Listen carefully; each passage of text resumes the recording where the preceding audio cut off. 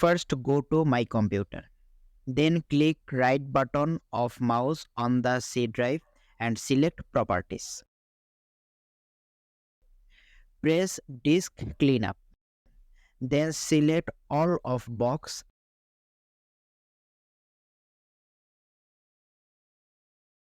and click Clean up System Files. Then click OK. It takes some time to delete all temporary and unnecessary files.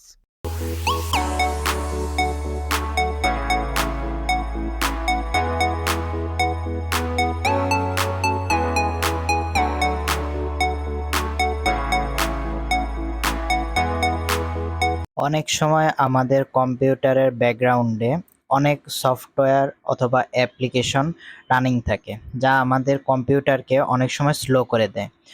তো সেই application অথবা সফটওয়্যারগুলোকে remove করতে হলে প্রথমে আমাদের task বারে গিয়ে মাউসের রাইট বাটন ক্লিক করে টাস্ক ম্যানেজার অপশনে যেতে হবে। সেখান থেকে স্টার্ট আপ অপশনে যাব আমরা।